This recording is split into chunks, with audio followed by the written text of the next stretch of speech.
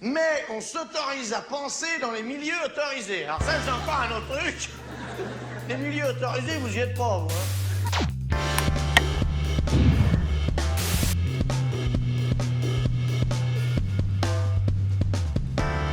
Bonjour Ludivine Ventigny. Bonjour.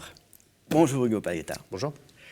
Historienne, sociologue, tous les deux vous vous occupez de la revue politique en ligne Contretemps. Et vous avez fait paraître récemment un livre qui s'appelle « Face à la menace fasciste ». On voit assez bien de quoi vous pouvez vouloir parler avec l'idée de cette menace fasciste. Pas besoin de s'attarder bien longtemps, peut-être 3 éléments, moi qui me viennent tout de suite à l'esprit. La montée massive des violences policières, leur impunité quasi totale, hein, en particulier depuis 2016 en France, la manière dont ce gouvernement opère par le mensonge systématique et même systémique, c'est-à-dire qu'il ne s'agit pas seulement de mentir comme l'ont toujours fait un peu les hommes politiques, il s'agit là vraiment de mentir dans un dispositif où il n'y a jamais de contradiction et où les choses passent, même quand on sait, même quand tous les intéressés savent qu'elles sont fausses, quelque chose de très inquiétant, c'est un vrai changement dans l'atmosphère politique, dans le système, je dirais. Et puis, bien sûr aussi, on pense tout de suite à la manière dont, depuis maintenant pas mal d'années, l'ensemble des médias dominants promeut un personnage comme cet éditorialiste qui fait son beurre sur des appels à peine voyés au nettoyage ethnique, hein, sur une conception absolument raciste et raciale de l'identité nationale, avec évidemment derrière tout le reste de ce qui fait le fascisme, précisément, historiquement.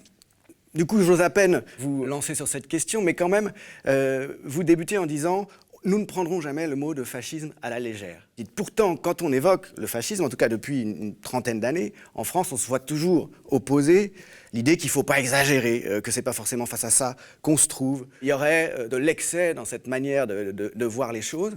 Or là, vous dites, ça n'est pas à la légère que nous voyons une menace fasciste et vous expliquez en quoi elle est là, en quoi elle est structurelle. Je laisserai peut-être Hugo répondre sur la question aussi tout simplement de la définition, parce que ça c'est élémentaire du fascisme ou du néofascisme. Mais simplement quand on dit d'emblée qu'en effet on ne prendra pas le mot fascisme à la légère, c'est pour souligner que là on n'estime pas que le régime soit fasciste, que le macronisme soit un fascisme. Voilà, on n'est pas en situation de fascisme, sinon on pourrait tout simplement pas faire cette émission, hein, puisque en fait le fascisme notamment s'appuie sur l'élimination systématique et par tous les moyens de ses opposants. Simplement, ce qu'on constate, c'est d'un côté un autoritarisme, une violence d'État, une véritable guerre sociale qui est une stratégie du choc et qui dès lors passe aussi par une politique du bouc émissaire, notamment au travers des populations racisées, des quartiers populaires. C'est pas nouveau, mais il y a une accélération de la violence d'État et du racisme d'État qui s'abattent sur ces populations. L'obsession de l'islam, quoi. Absolument, et on a vu à quel point les différents membres du gouvernement ont relayé cette obsession, ce qui n'était pas prévu au programme d'Emmanuel Macron, y compris quand il faisait cette campagne où il disait justement qu'il laisserait les musulmanes et les musulmans tranquilles. Il y a aussi cette dimension, bien évidemment, dans l'autoritarisme de la façon de gouverner. On reprend volontiers l'idée de Gramsci, d'une crise d'hégémonie, voilà, une difficulté pour le pouvoir à assurer sa perpétuation par le consentement et dès lors un pouvoir qui gouverne de plus en plus par la peur et par la répression. Donc on l'a vu ô combien, tout le monde le sait ici, avec la répression du mouvement des Gilets jaunes, bien évidemment, mais c'est une extension dans la répression et des mesures de plus en plus liberticides qui posent justement la question de la démocratie et de l'état de droit, on pourrait y revenir. La question aussi de la police, hein, comme vous l'avez souligné en fait d'emblée, c'est-à-dire la question d'un gouvernement qui ne maîtrise plus forcément sa police et qui a tendance plutôt à lui faire allégeance en fait, hein, comme on a vu. Parce qu'il dépend d'elle. Là aussi, oui, il dépend de plus en plus d'elle et voilà. Et cette police elle-même a des traits très clairement de fascisation, d'un racisme qui ne se masque même plus, hein, qui ne se cache même plus. On l'a vu avec l'épisode terrible des enregistrements dans un commissariat de Rouen où là c'est vraiment une guerre raciale qui est évoquée. Hein. Ce sont les pires mots que j'ai pas du tout envie de répéter ici, mais des mots qui sont très clairement non seulement racistes, mais vraiment racialistes, et où il est question pour les flics en question de s'armer, en fait, pour se préparer à cette guerre raciale, à cette guerre de civilisation. Donc voilà, ça, ce sont des traits d'un côté d'un pouvoir de plus en plus autoritaire et de l'autre la fascisation, on la voit en fait avec une surenchère d'extrême droite.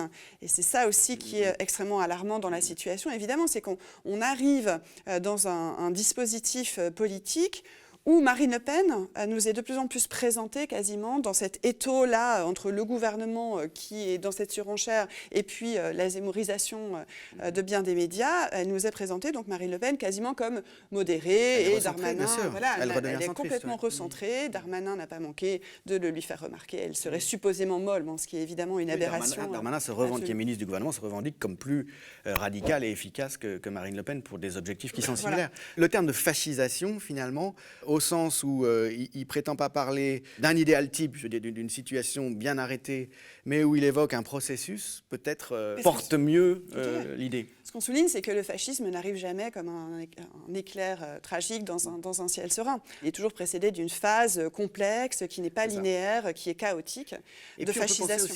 On peut penser aussi, ça a souvent été dit, Deleuze, je crois, l'a dit plusieurs fois, Pasolini avant lui, que le fascisme, le futur fascisme ne ressemblera pas au précédent. Tout dépend, encore une fois, de ce qu'on entend par fascisme.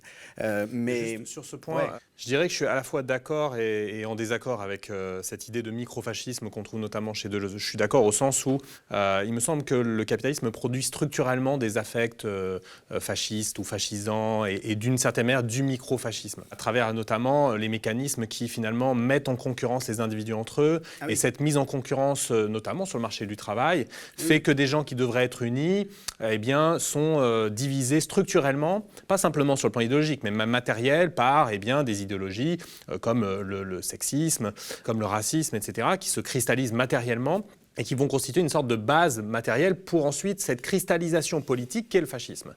Et le fascisme d'hier et d'aujourd'hui se cristallise politiquement. C'est pour ça que je ne dirais pas que le fascisme de l'entre-deux-guerres était un fascisme cristallisé politiquement sous la forme de mouvements et de régimes, et que finalement le fascisme d'aujourd'hui serait simplement à un niveau micro et sous la forme d'affects fascistes, que dit aussi un peu Alain Brossat. C'est pas seulement de micro, il ne parlait pas seulement de microfascisme, mais ça donnait aussi un système, ça donnait une manière... de contrôle, etc. Mais... Oui, la société de contrôle, par exemple. Esquiver complètement la question qui me semble quand même aussi importante aujourd'hui que dans l'entre-deux-guerres, de la conquête du pouvoir par des leaders, des dirigeants, des organisations et la constitution d'organisations capables de harceler les opposants, de les blesser, de les mutiler, voire de les tuer, etc. Ce qu'on trouve aussi bien, par exemple, si on prend le néofascisme contemporain, dans des organisations comme celle de Modi en Inde, qu'on trouve du côté des partisans de Bolsonaro au Brésil, qu'on a pu trouver de manière un peu, disons, plus embryonnaire aux États-Unis avec le mouvement pro-Trump qui a commencé à attaquer des cortèges Black Lives Matter de manière extrêmement brutale, extrêmement violente. Donc,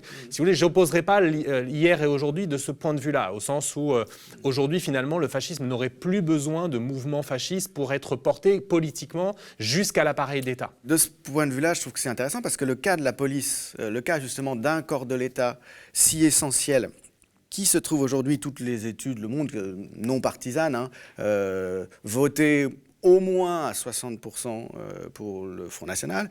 Voilà, ce n'est pas inédit.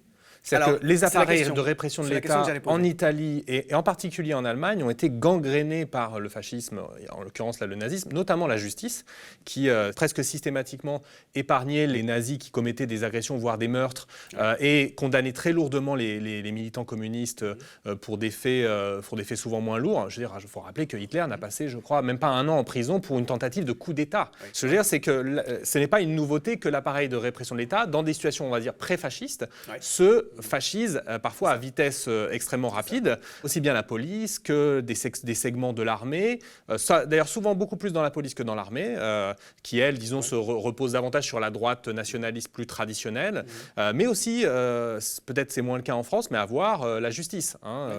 Oui. Mais je veux dire, quand on voit effectivement les débuts du fascisme, le fascisme même, le mot, ça vient des faisceaux, c'est-à-dire des groupes au départ surtout paysans, mais qui ensuite interviennent beaucoup plus en ville, qui s'en prennent aux opposants, qui bastonnent les opposants, etc. Les grévistes, les syndicalistes, les militants ouvriers dans la mobilisation. Je veux dire, depuis 2016 et plus encore depuis 2017-2018, sortir pour aller manifester, c'est s'exposer à être bastonné, alors certes pas par des groupes informels, mais par la Brave. Ou aussi la BAC.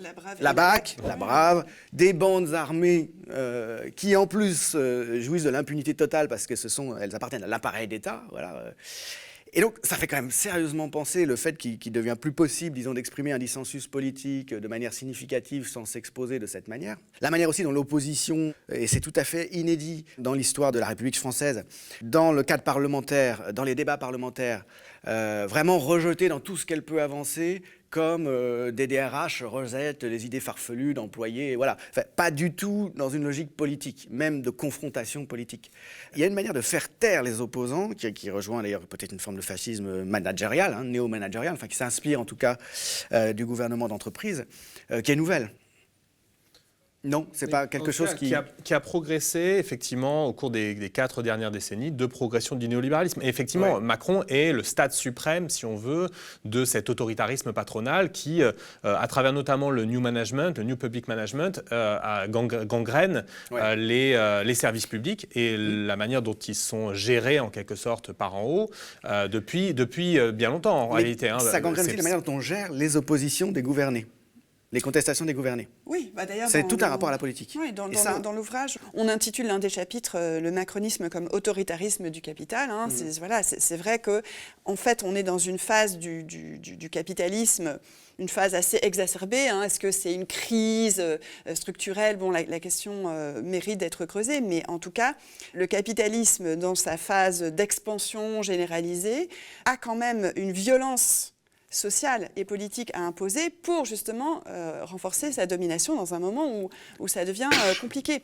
Et donc c'est vrai que la question de la répression se pose là aussi de manière exacerbée, même si on sait très bien, si on se réfère à un contexte de guerre, de décolonisation comme la guerre d'indépendance algérienne, que voilà, il y avait des morts, des dizaines et des dizaines et des dizaines de morts, notamment parmi les Algériennes et Algériens qui manifestaient dans Paris en 1961. Donc on se rappelle de toute façon que le régime de la Ve République, qui est très éloigné d'ailleurs des standards de la démocratie libérale classique, c'est déjà un régime qui s'est forgé dans une matrice très autoritaire, ce qui rejoint la question aussi du Parlement et des opposants au sein même du Parlement qui n'ont vraiment... Enfin voilà, c'est un Parlement complètement croupion, hein, qui a très très peu de possibilités, ne serait-ce que de discuter les décisions prises. Et puis c'est un régime qui s'est fondé aussi dans le sang. Bon, voilà, donc de ce point de vue, il n'y a pas forcément une évolution linéaire, mais une exacerbation depuis quelques années qu'on voit aussi dans la législation, avec les lois jumelles qu'ont été la loi dite sécurité globale, qui met en cause vraiment des libertés publiques de manière très grave, et la loi dite séparatisme, qui, quant à elle, et peut-être pour la première fois en termes d'institutionnalisation, légalise une forme de discrimination en fait, qui est elle-même raciste, même si elle prétend s'affirmer sur des dehors religieux et laïques. Sur la fascisation, il y a cette idée que l'on développe d'une certaine manière que l'état de droit a des trous de plus en plus gros dans la raquette en quelque sorte. C'est-à-dire qu'il y a des populations avec lesquelles l'État est supposé respecter le droit, et d'autres pour qui c'est en quelque sorte open bar, quoi. Pour qui c'est possible d'agir en dépit et en contradiction totale avec le droit. Alors les migrants et les migrantes, on énumère toute une série de faits qui sont très bien documentés aujourd'hui. D'une certaine manière, les musulmans et les musulmanes, dont on peut dissoudre les organisations, dont on peut, par exemple le CCIF, qui est une organisation qui permettait notamment sur le plan judiciaire et aussi même sur un plan même de statistique, permettait de lutter contre l'islamophobie, qui a été dissous à peu près sans aucun motif sérieux. Évidemment, les Roms également, dont par exemple le droit à la scolarisation pour les enfants est souvent bafoué par les mères sans qu'il y ait véritablement de conséquences. On sait que l'État français a été plusieurs fois condamné par la justice pour les contrôles aux faciès, qui est en fait une opération de profilage racial des activités de la police. Ça ne produit aucune conséquence parce que précisément ça concerne des populations qui finalement ne sont de moins en moins concernées par l'État de droit. Et d'une certaine manière, c'est ça la fascisation. fascisation. Donc on n'est pas dans un régime effectivement fasciste, mais les éléments et les processus de fascisation sont bien là et bien avancés. Et juste pour revenir sur la première question qui était autour de « on ne prendra pas le fascisme à la légère », effectivement beaucoup de gens, d'intellectuels ont été en quelque sorte anesthésiés sur cette question par des décennies de discours mainstream, notamment parmi des historiens ou des historiennes, disant d'abord il n'y a jamais eu de fascisme français, contre l'évidence, alors qu'il y a bien eu des mouvements de masse fascistes et fascisants dans l'entre-deux-guerres, le PPF de Doriot, les Croix de Feu, qui sont au minimum fascisants, hein, qui s'inspiraient énormément du fascisme mussolinien et dont on ne peut pas dire qu'ils n'avaient rien à voir avec le fascisme, comme l'ont défendu beaucoup d'historiens. Il y a eu un régime qui empruntait beaucoup de ses traits aux dictatures fascistes, le régime de Vichy. Effectivement, il y a eu un creux, en quelque sorte, dans l'extrême droite fasciste et fascisante française après le régime de Vichy, entre 1945 a été discrédité, jusqu'à, en gros, la remontée de ce courant qui était clairement néofasciste à sa fondation, créé par des néofascistes, qui est le Front National, et qui a progressé à partir des années 80. Donc le courant fasciste ou fascisant en France est très puissant et depuis longtemps. Et donc, il est important de nommer la menace, hein, de bien nommer les choses. Et par exemple, dans un précédent livre, j'avais fait la critique, mais avec d'autres hein, qui l'ont fait avant moi, hein, du concept ou du pseudo-concept de populisme, qui est typiquement un outil idéologique qu'on employait beaucoup qui a permis non seulement à l'extrême droite de se dédiaboliser, parce qu'effectivement, être qualifié de populiste par les élites, d'une certaine manière, c'est très confortable, et c'est beaucoup plus confortable que d'être qualifié de fasciste ou de néo-fasciste. Et puis l'autre chose, c'est que ça a permis de dire, bon, l'extrême gauche, ou même tout simplement la gauche qui n'a pas renoncé à être de gauche, c'est-à-dire pour la rupture avec le capitalisme, c'est la même chose que l'extrême droite. C'est des populistes. Donc Mélenchon, Le Pen, Corbyn, Farage, Biden, Trump, tout ça c'est pareil, c'est le populisme. Et donc nous voulons rétablir d'une certaine manière les catégorisations pour qu'on soit en capacité de voir ce qui perce en termes de menaces, à la fois dans l'appareil d'État, mais y compris en dehors de l'appareil d'État, dans des forces politiques, le Front National devenu Rassemblement National, ou chez quelqu'un comme Zemmour, qui ont pour ambition d'aller encore plus loin et beaucoup plus loin que les gouvernements qui se succèdent au pouvoir et qui n'ont pas cessé d'aller dans cette surenchère autoritaire et raciste depuis des années. D'ailleurs, le dit Zemmour dit très explicitement que pour appliquer ce programme, il faut suspendre les garanties constitutionnelles. Et donc, c'est explicitement, de manière policée, mais sans ambiguïté aucune, un programme fasciste. Il remet en cause les fondements même de l'état de droit. Parce que c'est bien, en effet, d'un nettoyage ethnique, d'une épuration qu'il est question, de déportation, notamment pour ce qui concerne... C'est toujours sous-tendu parce qu'il ne peut pas aller jusqu'à enfreindre la loi trop manifestement, même s'il le fait... Oui, voilà, mais cette notion, voilà. Il assume cette idée, et y compris sur la question de l'état de droit, hein, qui en effet pourrait de toute façon se discuter, parce qu'on n'a pas non plus d'illusion candide à l'égard de ce supposé état de droit. C'est toute une réflexion qu'on mène aussi sur l'enjeu de la démocratie et de la démocratie dans un cadre capitaliste. Mais quelqu'une comme Elisabeth Lévy le dit aussi assez clairement, l'état de droit est devenu un véritable obstacle, en fait. Et donc il faut y mettre un terme, en tout cas il faut lever un certain nombre de verrous à leurs yeux. Mais donc, au moins pour certaines populations. Oui, pour certaines populations, bien sûr. Oui. Mais alors, il y a précisément, donc on le voit bien, une chronologie et une montée de la chose. Donc c'est pour ça que fascisation, je trouve que c'est particulièrement adapté. Selon les périodes de l'histoire récente auxquelles on se situe. Et il y a aussi des effets de seuil de ce point de vue-là. Votre approche est très structurelle et c'est évidemment indispensable. Elle n'aborde pas, il me semble pas que vous reveniez... disons, de manière approfondie, sur une série d'étapes dans l'histoire de la fascisation française ces, 40 dernières années, notamment ce qui s'est passé en 2002, puisque finalement, il y a 20 ans, un candidat fasciste arrive au second tour, se trouve en seconde position, on se mobilise à l'époque, on est 20 ans après, en 2017, c'était plus de 20%. Donc il y a quelque chose qui, dans la résistance à la menace fasciste, pour l'instant, ne marche pas, ne fonctionne pas. C'est moins qu'on puisse dire. Comment est-ce qu'à partir de ce constat, on définit une stratégie politique ? En tout cas, c'est la question que j'ai à vous lire. Sur la question des évolutions, ce qu'on essaie de retracer dans l'ouvrage, c'est d'abord celle de cette politique d'un capitalisme de plus en plus autoritaire et en effet dont le berceau serait les années 80. Ce qu'on remarque, c'est que le macronisme est l'apogée, une sorte d'acmé de tout ce processus qui a consisté à dire, depuis par exemple Jacques Delors dans les années 80, en fait, la droite, la gauche, tout ça, l'essentiel, c'est qu'on se regroupe, là, nous, les raisonnables, les modérés, pour mener une politique en fait extrêmement offensive sur le plan de la reproduction de la domination du capital. Et ça, Delors était très clair là-dessus, dire qu'il fallait imposer l'économie de marché et la loi du marché dans toute sa violence de manière aussi naturelle que les étoiles dans la nuit. Et donc dire, voilà, il faut des gouvernements de coalition. Et donc ça, c'est un processus évolutif qui commence dans les années 80 et que Macron, entre autres, parce qu'on trouve cette situation évidemment dans d'autres pays, mais que Macron réalise. Et c'est pour ça qu'on reprend bien volontiers aussi la notion d'extrême centre, parce qu'il y a bien un extrémisme aussi dans cet autoritarisme. Ce qu'on évoque aussi, peut-être pas suffisamment clairement, mais en tout cas, il me semble qu'on le souligne, c'est cette question de la banalisation d'un FNRN, hein, c'est comme ça qu'on choisit d'ailleurs de l'appeler, parce que là non plus, on n'a aucune illusion sur le changement d'appellation de cette organisation, hein, qui a gardé son socle, voilà, justement, de violence politique.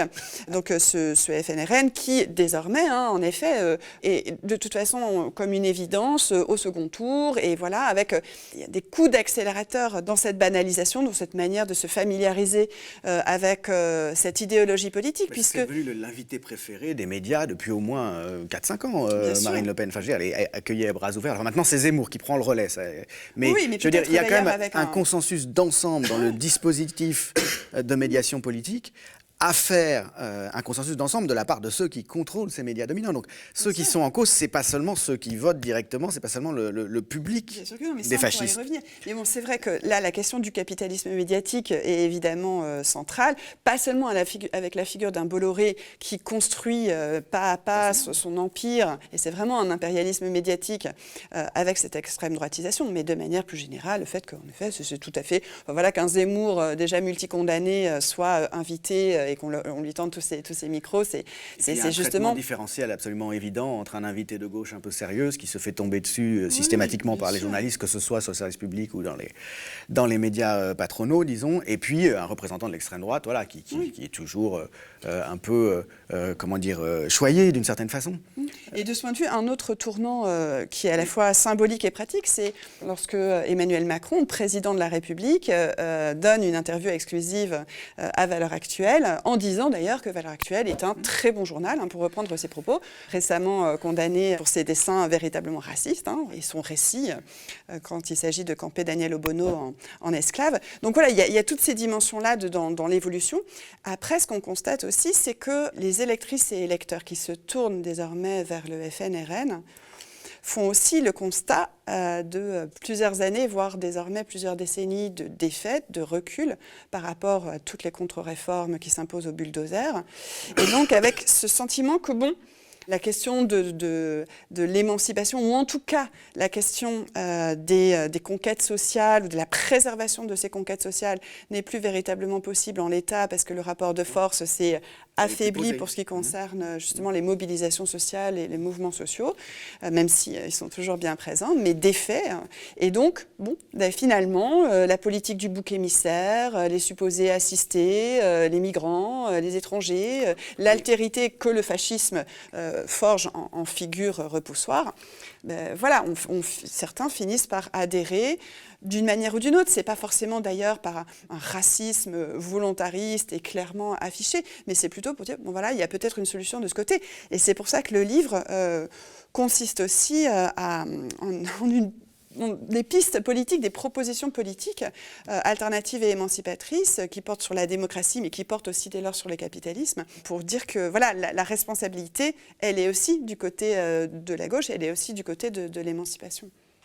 Ouais, juste pour ajouter deux points à tout ce qu'a dit Ludivine, il y a, sur l'analyse du processus, il y a à la fois effectivement des processus qui sont de moyen terme, donc il faut regarder la durée, et avec des temporalités qui ne sont pas forcément les mêmes en termes de néolibéralisme, de destruction des conquêtes sociales, de la protection sociale des services publics, etc., de la dimension autoritaire, qui n'est pas forcément exactement symétrique au même moment, etc., avec l'empilement de lois antiterroristes, anti-casseurs, anti-migrants d'ailleurs également, ou anti-migratoires. Et puis la temporalité du racisme, qui par ailleurs renvoie à une temporalité encore beaucoup plus longue, mais avec une histoire contemporaine qu'on pourrait notamment, qui s'accélère, je dirais, au début des années 2000, avec notamment la loi du 15 mars 2004, soi-disant sur les signes religieux à l'école, mais qui est en fait une loi islamophobe qui cible spécifiquement les musulmans et les musulmanes en particulier, et qui a ouvert une boîte de Pandore. Et donc bon, voilà, juste sur Macron, il y a la longue durée ou la moyenne durée, et puis il y a des effets de seuil, effectivement, des effets de rupture. Macron, c'est à la fois en continuité et en discontinuité. C'est en continuité très clair avec tout ce que je viens de dire, et notamment avec le quinquennat Hollande, qui était déjà un moment de brutalisation, par exemple, du maintien de l'ordre, au moment des manifs pour Gaza en 2014, de la COP21 en 2015, de la loi travail en 2016. C'est la loi travail qui marque vraiment la montée des violences policières. Enfin, l'été 2014, mouvement de solidarité avec Gaza, la répression a été extrêmement violente, d'autant plus violente d'ailleurs qu'elle ciblait des jeunes, en gros, de quartiers, souvent d'origine maghrébine, etc., quoi. Et que la police, dans ce cas-là, n'a aucune espèce de limite ou d'obstacle en termes de répression. Et donc Macron, c'est encore un saut qualitatif. Et ça, en termes notamment de répression des mouvements sociaux, puisque là, il y a du jamais vu depuis des décennies, en termes à la fois de blessures, de mutilations, de morts même, avec Zinem Redouane, mais notamment une trentaine de personnes mutilées, et de personnes condamnées par la justice à de la prison ferme, à peu près 1200, et à la prison avec sursis, là encore, 1200. Ça, c'est du jamais vu, sous Sarkozy, sous Hollande. Depuis... Hollande, après 2016, c'est déjà un peu ça, non? Ouais, mais disons qu'il y a eu un saut qualitatif. Ouais. Si on regarde le nombre de condamnations, c'est beaucoup plus bas. Et par exemple, Paul Rocher, sur les questions même d'armement et d'usage de l'armement, montre très bien, dans un livre récent, Gazé, mutiler, soumettre, à quel point même le fait d'utiliser les flashballs, les lacrymos, etc., il prend des chiffres d'utilisation de ces armes, et à quel point il y a eu une explosion, notamment dans le cadre du mouvement des Gilets jaunes. Alors, ça, c'est reçu ici, Paul Rocher, pour ce livre. Ouais. Magnifique. Ouais. Donc ça, c'est une première chose. Et juste sur la deuxième, c'est en réponse à votre question, sur 2002 et les manifs anti-Le Pen. Ce que ça montre, c'est pas qu'il ne faut pas faire ça, ou que c'est pas bien qu'il y ait des mouvements antifascistes ou des mobilisations antifascistes. D'une certaine manière, je pense que la situation aurait sans doute été pire s'il n'y avait pas eu de mobilisation antifasciste dans les années 90, 2000 et encore aujourd'hui, même si elles sont malheureusement trop faibles par rapport à l'enjeu. Le problème, c'est que si ces mobilisations antifascistes ne s'accompagnent pas et de victoires sociales qui montrent que c'est possible de gagner au moins le maintien des conquêtes sociales passées et même de conquérir de nouveaux droits, etc., et qu'il n'y a pas l'émergence d'un projet d'alternative politique capable, en quelque sorte, d'emporter l'adhésion une bonne partie des classes populaires, qui sont la seule classe qui a véritablement intérêt à un changement social d'ampleur, eh bien, s'il n'y a pas ça, eh bien, les mobilisations antifascistes ne peuvent pas suffire à résister à la fascisation et à résister à la montée des forces d'extrême droite. Mais il peut y avoir un malentendu sur ce que c'est qu'une mobilisation antifasciste, parce que justement, si on part de ce qui s'est passé entre le tour de 2002, il y a une forme d'unanimité de gens qui en réalité sont en désaccord sur à peu près l'essentiel, sauf pour dire qu'ils ne veulent pas de Jean-Marie Le Pen à l'époque. Et depuis ce moment-là, disons, toutes les causes structurelles de la montée de Jean-Marie Le Pen, donc en 2002, sont non seulement absolument ignorées, mais encore nourries par une partie des gens qui se sont retrouvés dans cette communion, je dirais, antifasciste. C'est pas seulement un mouvement antifasciste qui se pense comme bien précisément structuré de la manière dont vous structurez l'analyse de ce que c'est que le fascisme. Pour moi, ça pose la question directement de dilemme politique tactique, à savoir qu'est-ce qu'on fait au second tour? Est-ce qu'on fait barrage ou pas? D'abord, je pense que tout mouvement social de masse, de l'échelle du mouvement de l'entre-deux tours de 2002, comporte des contradictions, des confusions énormes, etc. Le mouvement des Gilets jaunes, au départ, il est plein de contradictions qui se sont d'ailleurs en général résolues avec des différences selon les coins, on va dire. Mais globalement, le mouvement des Gilets jaunes s'est concentré assez rapidement autour des questions de justice sociale et fiscale notamment, et de démocratie.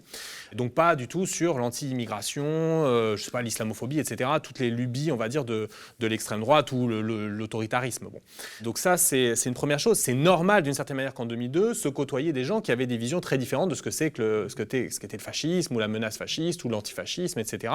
Et il y a eu une bataille, en réalité, dans ce mouvement, comme il y a dans tous les mouvements, pour donner en quelque sorte le sens et donner le ton dans cette mobilisation. Est-ce que c'est une mobilisation pour Chirac? Beaucoup de gens, énormément de gens dans ce mouvement-là, n'étaient pas du tout pour Chirac. On considérait que Chirac, c'était un escroc, un voleur, etc. C'est le résultat.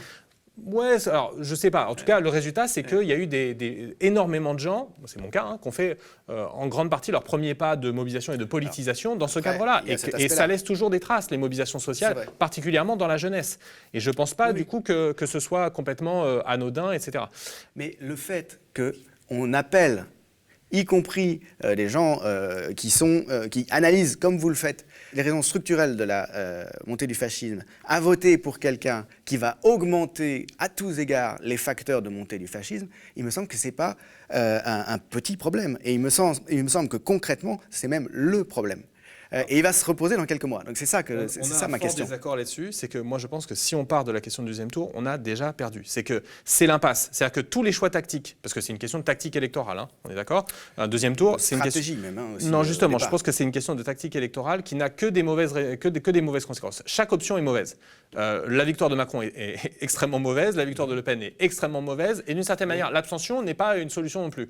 Elle peut être une solution au niveau individuel et moral, se dire moi je ne participe pas à ce jeu, mais l'alternative elle n'est pas binaire. Mais si on décide qu'elle est binaire, je vais finir. Ouais. Mais juste, si on veut poser vraiment la question stratégiquement, on doit se dire, on ne peut pas poser la question à partir du deuxième tour. La question qui se pose, c'est d'abord ici et maintenant, qu'est-ce qu'on fait et qu'est-ce qu'on fait si vraiment on est dans l'optique de la présidentielle, qui va être un moment important, un moment politique crucial l'année prochaine, c'est qu'est-ce qu'on fait pour qu'on ne se retrouve pas dans cette impasse où, d'une certaine manière, uniquement des mauvaises options s'offriront à nous. Et donc, qu'est-ce qu'on fait en termes de mouvements sociaux et en termes de projets politiques pour éviter un duel entre Macron et l'extrême droite, Le Pen ou Zemmour d'une certaine manière, puisque maintenant l'option Zemmour semble être sur la table. Donc, qu'est-ce qu'on fait dans les mouvements sociaux en termes de plan de bataille, de mobilisation sociale et en termes de reconstruction d'un projet politique ou de construction ou de développement d'un projet politique pour éviter cette impasse qui est un deuxième tour où on n'a que des mauvaises options entre lesquelles on nous dit qu'il faut choisir.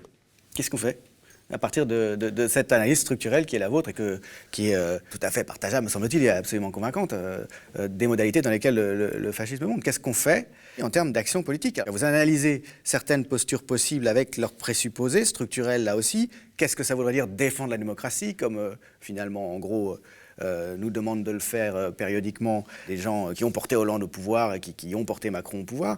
Et on ne manquera pas encore à nouveau de nous demander de défendre la démocratie en promouvant la même politique qui fait monter le fascisme depuis 40 ans.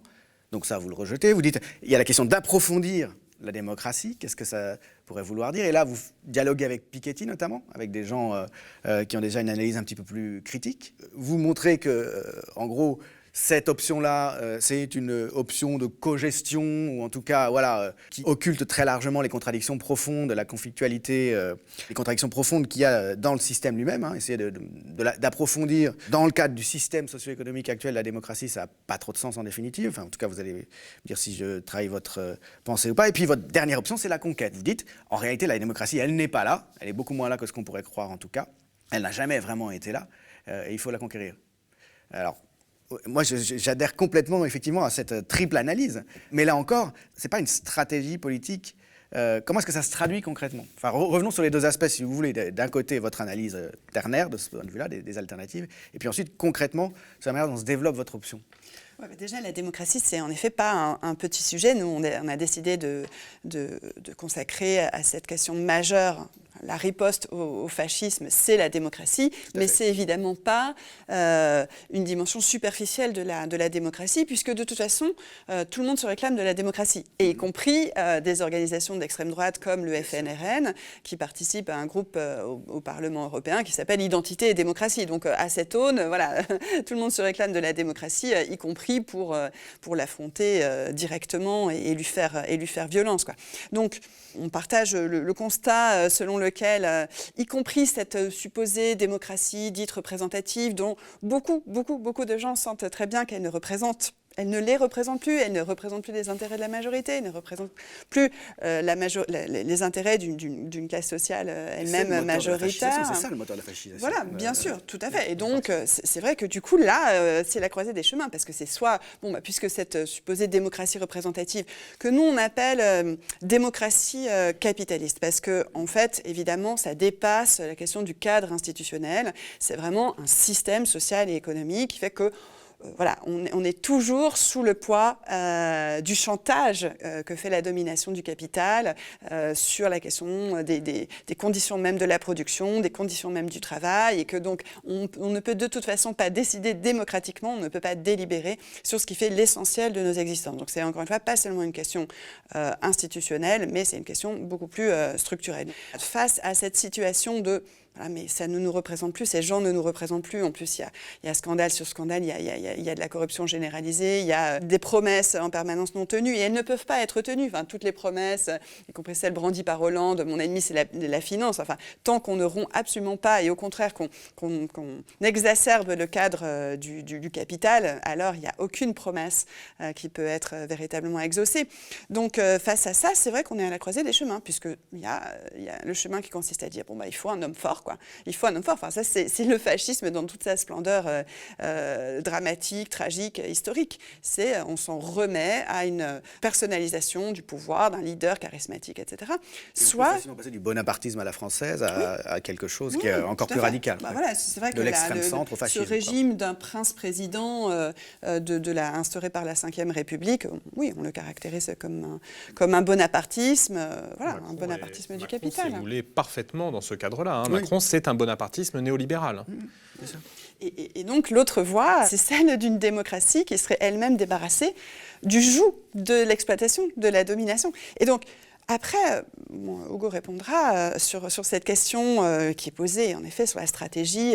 La question n'est pas forcément uniquement la stratégie électorale, mais moi je pense que pour tous les programmes qui disent vouloir refuser le cadre complètement piégeux qui nous est imposé avec ces institutions de la Ve République, avec la personnalisation autour du pouvoir, d'un pouvoir fort, d'un homme fort, etc., donc de rompre avec ce système, en fait, je pense qu'il faut approfondir vraiment le débat sur les conditions de possibilité auxquelles pourraient se réaliser un certain nombre de réformes émancipatrices qui sont mises en avant. Pour être très clair, le programme de la France Insoumise, le programme L'Avenir en commun, je pense qu'il comporte énormément de choses qui sont de l'ordre de la rupture avec cette expansion généralisée du capital. Il ne peut pas être mis en œuvre, en tout cas dans le cadre actuel, voilà, dans le cadre actuel des traités européens, mais même dans le cadre actuel des structures de l'économie. Voilà, ça, c'est sûr. il faut faire la clarté à ce sujet. Voilà, essayer de répondre aussi concrètement aux interrogations de celles et ceux qui se disent oui, votre faire programme. La clarté, ça veut dire c'est un programme révolutionnaire, et tu penses que dire ça, je dis que c'est un ça programme va de réforme, être stratégiquement efficace. En tout cas, je pense que c'est une discussion qu'il faut mener vraiment plutôt que de la mettre sous le boisseau. C'est-à-dire que je pense que chaque mesure, si on veut vraiment la creuser, par exemple, si on prend le cas de la limitation des écarts de salaire, dans le programme de la France Insoumise, c'est un écart de 1 à 20, ce qui me semble déjà beaucoup, mais bon, partons de cet exemple. Comment peut-elle être mise en place? Est-ce que c'est par la fiscalité? Est-ce que c'est par une législation? Mais auquel cas, les entreprises, le capital, il peut tout à fait contourner la législation. Il peut très bien payer des amendes éventuellement. En tout cas, bafouer cette législation. Et auquel cas, qu'est-ce qu'on fait? Est-ce que ça pose la question de la socialisation des entreprises qui ne respectent pas le cadre qui a été collectivement imposé par un résultat démocratique. En tout cas, la question de l'approfondissement... Ça implique un rapport de force avec les forces adverses à ce type de programme qui sera extrêmement intense. Et vous en parlez d'ailleurs. Vous dites qu'il y a un moment donné où de toute façon, si on veut échapper à cette fascisation, à son avancée, à l'arrivée au débouché vers un régime qu'on pourra dire proprement fasciste, il faudra qu'il y ait une montée d'intensité dans la conflictualité très très forte. C'est ce que vous dites. Des luttes sociales d'une intensité qu'on a du mal à imaginer aujourd'hui. C'est-à-dire à la fois beaucoup plus massif que les Gilets jaunes, mais avec peut-être ce type de radicalité.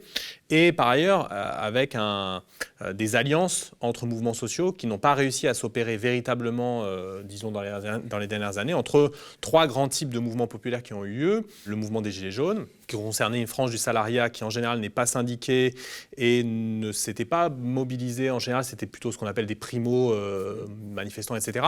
Le mouvement syndical qui a montré sa force malgré tout dans la mobilisation contre la réforme des retraites, la contre-réforme des retraites, et puis évidemment les mobilisations dans les quartiers populaires et parmi les populations non blanches qui subissent le racisme, notamment au moment de ce grand mouvement mondial contre les violences racistes policières, avec les 2 manifestations à l'appel du comité Adama. C'est vrai que, il y a beaucoup de... On n'est pas du tout les seuls à le dire, mais c'est vrai que peu importe en quelque sorte la configuration du pouvoir qui sera face à nous, est-ce que c'est un gouvernement en gros qui prétend incarner les intérêts des classes populaires, je ne sais pas, un gouvernement Mélenchon par exemple, ou un gouvernement beaucoup plus à droite ou de centre-gauche ou à droite, etc. Dans tous les cas, il y aura besoin de mouvements sociaux d'une intensité extrêmement importante. Je suis d'accord avec la deuxième à la partie fois de pour la lever proposition. les obstacles du côté des dominants, qui mettront toute leur force dans les batailles pour imposer ou maintenir leurs intérêts, mais y compris pour des gouvernements de gauche qui peut-être ne voudraient pas aller jusqu'au bout de la démarche politique dans laquelle ils sont, de les pousser pour aller toujours beaucoup plus loin. C'est ce qui se passait historiquement à chaque fois qu'il y a eu des conquêtes sociales importantes, avec le gouvernement du Front populaire de 1936 qui est contraint par le mouvement populaire, les grèves, etc., contre sa volonté, effectivement, à prendre des mesures qui ont été fondatrices de l'État social ensuite pour presque un siècle. À la libération, à la Seconde Guerre mondiale, il y a un degré après la Seconde Guerre mondiale, donc il y a un degré de conflictualité qui contraint les premiers gouvernements à en arriver là.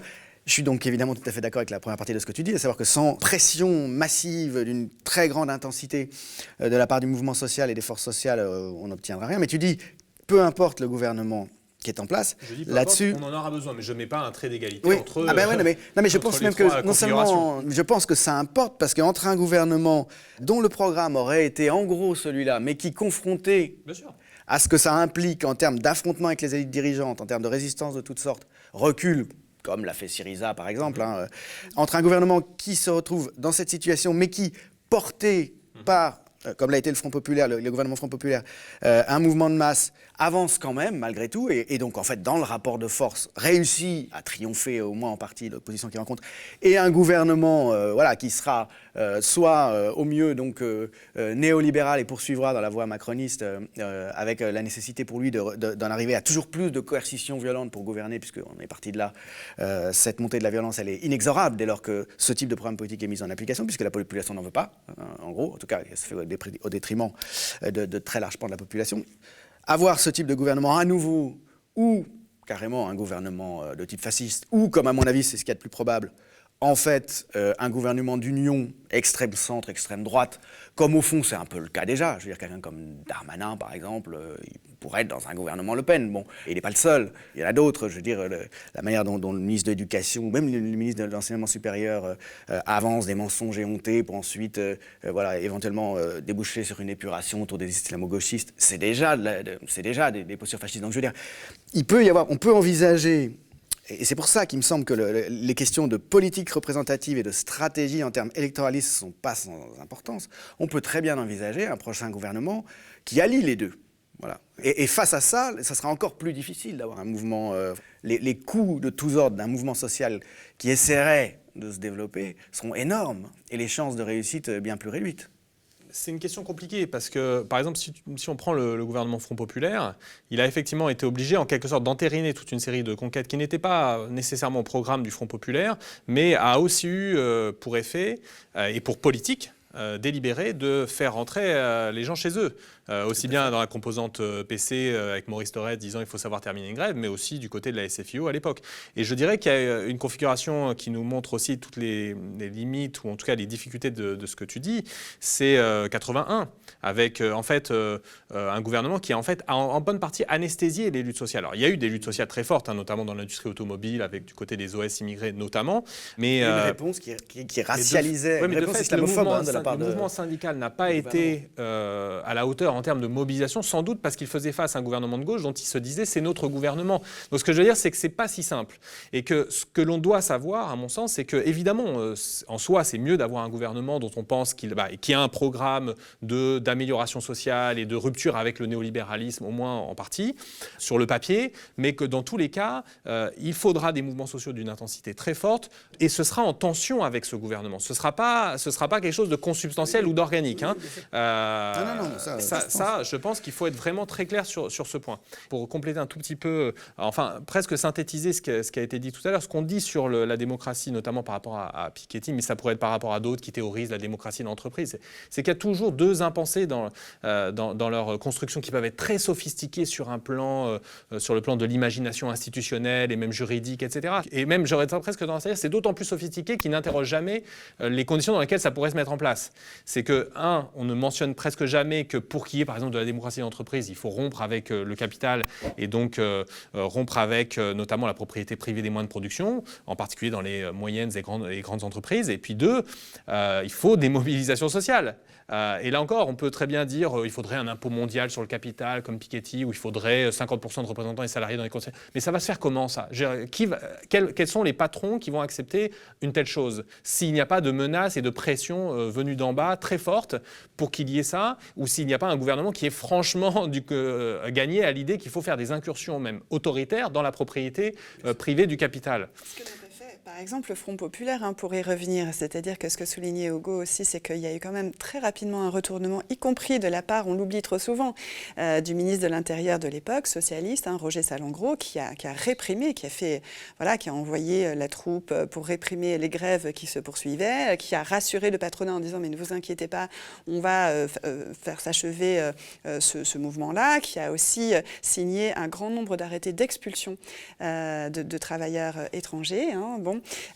Et assez rapidement, finalement, une composante importante du Front populaire, à savoir le Parti radical, qui était en fait un parti essentiellement petit bourgeois, la petite bourgeoisie, a repris le pouvoir en 1938 avec Daladier, a remis en cause les grandes mesures, notamment les 40 heures, entre autres, a réprimé une grande grève et manifestation en novembre 1938, et le Front populaire a été littéralement exécuté de cette façon, parce qu'il n'y a pas eu une volonté de rompre radicalement, mais il y a eu plutôt un souhait de rassurer, y compris le patronat qui lui-même s'est beaucoup organisé. C'est de là que date notamment sa confédération générale du patronat français, qui entend bien créer sa propre riposte organisée face à la menace du mouvement ouvrier et d'un mouvement qui avait des aspirations quand même extrêmement radicales, en fait révolutionnaires, à bien des égards. C'est important de revenir sur cette expérience historique parce qu'elle nous aide à penser la situation présente et les questions stratégiques et même à plus court terme